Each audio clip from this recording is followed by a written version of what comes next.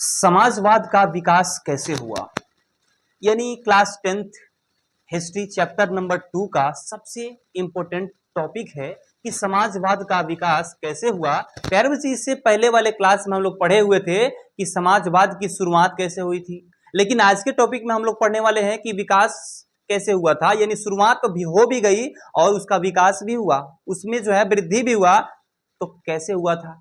उसके बाद हम लोग प्रारंभिक समाजवादी विचारक के बारे में पढ़ेंगे, समाजवादी आंदोलन के बारे में पढ़ेंगे, समाजवाद की प्रमुख विशेषता के बारे में पढ़ेंगे, समाजवाद के उद्देश्य और विभिन्न देशों पर इसका प्रसार कैसे हुआ था, इसके बारे में हम केवल इस वीडियो में पढ़ने वाले हैं।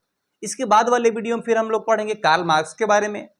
तो फिलहाल बाद की बात तो बाद में करेंगे, है ना। फिलहाल करते हैं अपने मुद्दा पे बात, यानी आज हम लोग पढ़ने वाले हैं जो टॉपिक, उसको हम लोग पढ़ने वाले हैं चैप्टर नंबर 2, जो कि हिस्ट्री का चैप्टर होने वाला है, और ये समाजवाद और साम्यवाद में पढ़ने वाले हैं, और ये हम लोग का पार्ट 2 होने वाला है। पार्ट 1 अगर आप देखना चाहते हैं तो जाकर के प्लेलिस्ट में खोज के पेजेस से देख सकते हैं। चलो बिना समय गंवाए फिर से एक बार आप सभी का अपने ही YouTube channel Abhijeet online classes पर बहुत बहुत स्वागत करता हूं, और बिना समय गंवाए जो है ना मुद्दा को शुरू करते हैं। यानी कि सबसे पहले आज हम लोग को पढ़ना है मेरे बाबू कि प्रारंभिक समाजवादी विचारक कौन कौन थे, और इसके बारे में व्याख्या भी करेंगे। जैसे यहाँ पे समझते हैं बाबू की सरल व्याख्या इसका हम करेंगे कि औद्योगिक क्रांति के बाद मजदूरों की स्थिति बहुत खराब हो गई। सबसे पहला पॉइंट, जब समाजवादी व्यवस्था आई जिसमें मजदूरों की स्थिति, सबसे पहले औद्योगिक क्रांति के बाद मजदूरों की स्थिति बहुत खराब हो गई। सभी काम जो है कारखानों के द्वारा होने लगा, मजदूर जो है इधर उधर कहीं कहीं भटकने लगे। अब इनका स्थिति इतना खराब हो गया कि कुछ विचारकों ने कहा कि समाज में सभी लोगों को समान अवसर और न्याय मिलना चाहिए। कुछ लोग ऊपर उभर रहे हैं और बोल रहे हैं कि समाज में लोगों को बराबर का दर्जा मिलना चाहिए, और बराबर का दर्जा मिलने के साथ साथ क्या होना चाहिए कि इन विचारकों को प्रारंभिक समाजवादी विचारक कहा जाता है। इन्हीं सभी लोगों को क्या कहा जाता है? प्रारंभिक समाजवादी विचारक, जो सभी समाज के बारे में बराबर की भावना रखते थे, बराबर की सोच रखते थे, हम उन्हीं को क्या कहते हैं? तो समाजवादी विचारक कहते हैं। यानी औद्योगिक क्रांति के बाद मजदूरों की स्थिति बहुत खराब हो गई। उसके बाद हुआ यूं कि कुछ विचारकों ने कहा कि समाज में सभी लोगों को समान अवसर और न्याय मिलना चाहिए, और इसी को लेकर के जो ये लोग सोच रहे थे ना, इन्हीं को हम लोग कहते हैं समाजवादी विचारक। जो लोग सोच रहे हैं कि उच्च नीच का धारणा नहीं होना चाहिए, सभी लोगों को बराबर करके लेके चलना पड़ेगा, उन्हीं लोगों को हम लोग कहते हैं समाजवादी विचारक। और ये लोग हैं कौन कौन बच्चों? तो सबसे पहले प्रमुख विचारक आप लोग को सेंट साइमन को दिखा रहे हैं आपको कि ये है सेंट साइमन साहब। ये समाज के विकास के लिए उद्योग और विज्ञान पर जोर दिया। उसके बाद चार्ल्स फुरिये सभी लोगों को समान और सुखी जीवन देने का विचार रखा। उसके बाद है रॉबर्ट ओवन, है ना, रॉबर्ट ओवन। यहाँ पे ओवन कहीं इसको जो है ना ओवन भी लिखा हुआ रहता है ना, लेकिन यहाँ पे ओवन लिखा हुआ है। मजदूरों के लिए अच्छी शिक्षा, बेहतर वेतन और अच्छी रहने की व्याख्या का समर्थन किया था, वो थे रॉबर्ट ओवन। यानी ये तीन विचारक जो हम आपको दिखा रहे हैं, ये समाज को बराबर की भावना से लेके चलना चाहते थे। ये नहीं चाहते थे कि कोई उच्च नीच भी व्यक्ति समाज में रहे। बस इसी को हम लोग कहते हैं प्रारंभिक समाजवादी विचारक, है ना। कुल मिला के अगर बात किया जाए तो याद रखने वाली चीज है कि प्रारंभिक समाजवादी विचारकों का उद्देश्य था समाज में समानता हो, न्याय हो और मजदूरों का कल्याण हो। क्लियर है कि नहीं? नॉर्मल आप यहां से समझ सकते हैं, सबसे नीचे वाले स्क्रिप्ट से, है कि नहीं। उसके बाद बच्चे यहाँ पे हम बात करते हैं, ये तो हो गया प्रारंभिक समाजवादी विचारक को आप चुटकी में उड़ा दीजिएगा कि जो समाज कल्याण की बात कर रहे थे, जो समाज की शिक्षा के बारे में बात कर रहे थे, जो समाज के स्वास्थ्य के बारे में बात कर रहे थे, हम उन्हीं को कहते हैं प्रारंभिक समय में समाजवादी विचारक, है कि नहीं। उसके बाद बच्चे यहाँ पे मुश्किल है समझना थोड़ा सा कि समाजवादी आंदोलन क्या है, लेकिन मुश्किल नहीं, आसान बनाएंगे हम इसको। समाजवादी आंदोलन क्या है बच्चों यहाँ पर? तो समाजवादी आंदोलन के बारे में हम मुख्य बातें बाद में बताएंगे। फिलहाल आते हैं हम लोग यहाँ पे सरल व्याख्या करते हैं इसका। औद्योगिक क्रांति के बाद मजदूरों का शोषण बहुत बढ़ गया।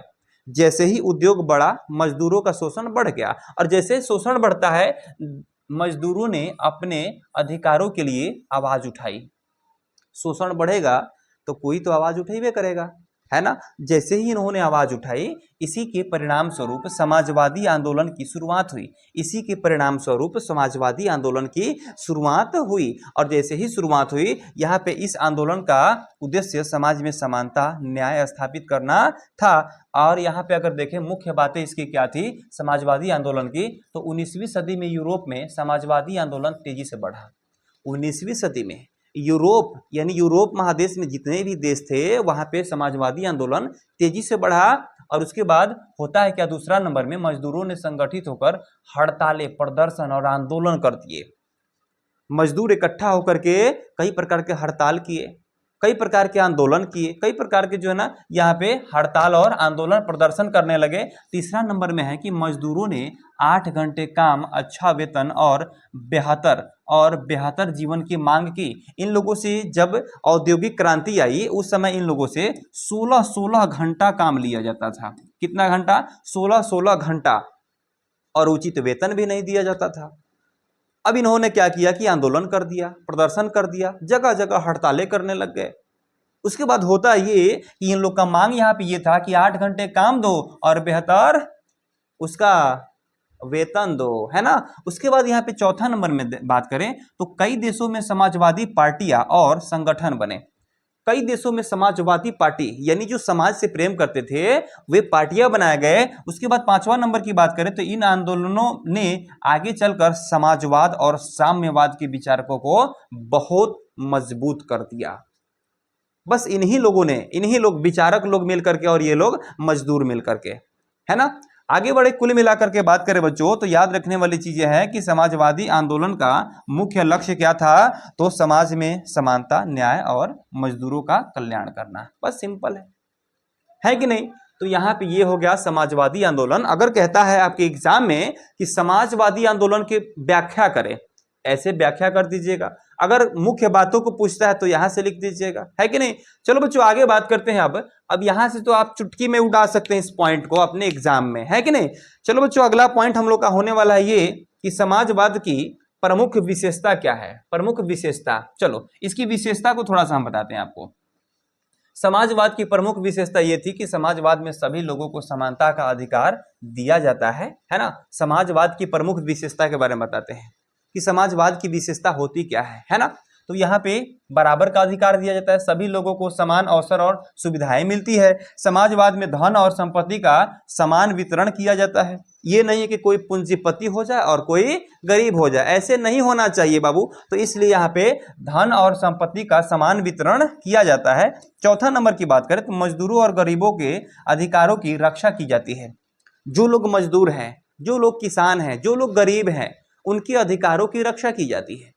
ये नहीं है कि जो अमीर है उनके शरीर में जो है ना ब्लड लाल बहता है और बाकी लोगों के शरीर में काला ब्लड तो बहता नहीं है।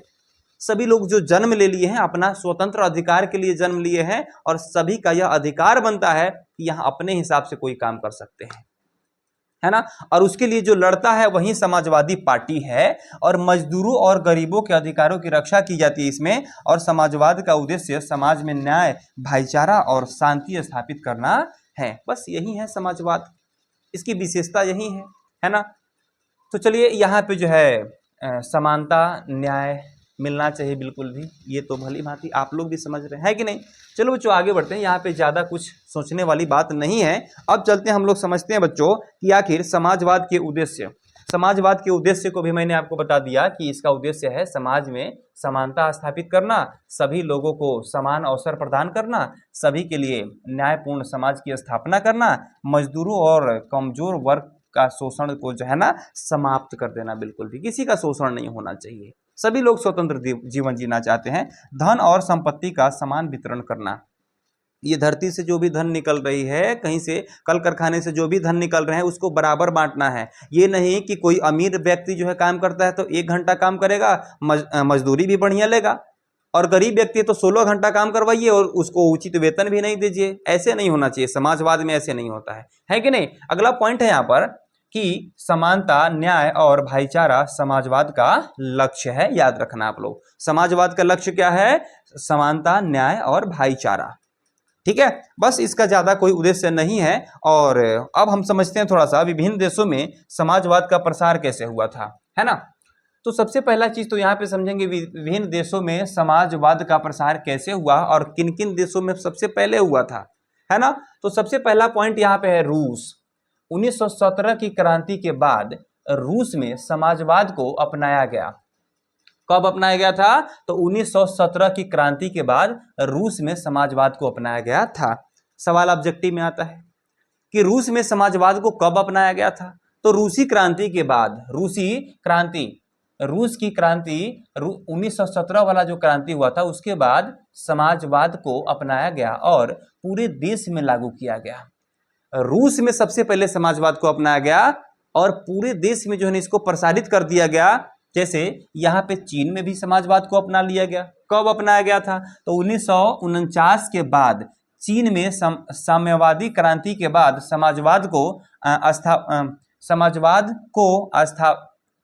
समाजवाद की स्थापना हुई और देश में लागू किया गया। समाजवाद की स्थापना हुई और देश में लागू किया गया। आगे की अगर हम लोग बात करें बाबू, यहाँ पे आगे की अगर हम बात करें तो हम कह सकते हैं क्यूबा में भी समाजवाद का स्थापना हुआ और समाजवादी पार्टी बना और सभी लोग समाजवादी हो गए। जानते हैं कैसे? आइए, कब हुए? क्यूबा में फिदेल कास्त्रो के नेतृत्व में क्रांति हुई और समाजवाद को अपनाया गया। किसके? फिदेल कास्त्रो के नेतृत्व में समाजवाद को अपनाया गया। कहां पर? तो क्यूबा में। याद रखिएगा, क्यूबा में किसके नेतृत्व में समाजवाद को अपनाया गया था? तो फिदेल कास्त्रो के नेतृत्व में। अगला है वियतनाम के बारे में समझते हैं। 1975 के बाद जो है वियतनाम में युद्ध के बाद समाजवादी व्यवस्था स्थापित की गई और देश को एकजुट किया गया। जहां समाजवादी व्यवस्था का स्थापना हुआ वहां पर देश एकजुट हो जाता है, क्योंकि समाजवादी व्यवस्था का लक्ष्य ही है भाईचारा, न्याय और एकता का भाव, है कि नहीं। अगला पॉइंट अगर हम बात करें तो उत्तर कोरिया में, है ना, उत्तर कोरिया में समाजवादी विचारधारा पर आधारित शासन व्यवस्था है और आज भी यह देश समाजवाद को मानता है। कौन? उत्तर कोरिया, है कि नहीं। अगला पॉइंट यहाँ पे अगर हम लोग बात करें इसकी मुख्य बातों का, तो इन देशों में समाजवाद ने समानता, न्याय और शोषण मुक्त समाज बनाने की कोशिश की, जिस देश के बारे में अभी हम लोग चर्चा कर रहे थे, है ना। तो चलिए बच्चों, आज का टॉपिक जो है हम यहीं पे समाप्त करते हैं। अगला टॉपिक हम लोग लेके मिल रहे हैं। कौन कौन सा टॉपिक है जी? तो अगला टॉपिक है बाबू मेरे, अगला टॉपिक कार्ल मार्क्स के बारे में हम लोग पढ़ने वाले हैं। कार्ल मार्क्स के बारे में हम लोग पढ़ने वाले हैं, पहला टॉपिक। दूसरा टॉपिक हम लोग को कल आने वाला है, जो है वर्ग संघर्ष के बारे में पढ़ेंगे, ऐतिहासिक भौतिकवाद के बारे में पढ़ेंगे और साथ ही साथ साम्यवाद का सिद्धांत पढ़ेंगे और मार्क्स का प्रभाव क्या क्या पड़ा था। कार्ल मार्क्स का प्रभाव, मार्क्स का प्रभाव के बारे में पढ़ेंगे, है ना। कार्ल मार्क्स के प्रभाव के बारे में हम लोग पढ़ेंगे। ये दो टॉपिक कल के लिए जो ना बहुत ही प्रभावी होने वाला है, इसलिए कल के वीडियो का वेट आप लोग जरूर कीजिएगा।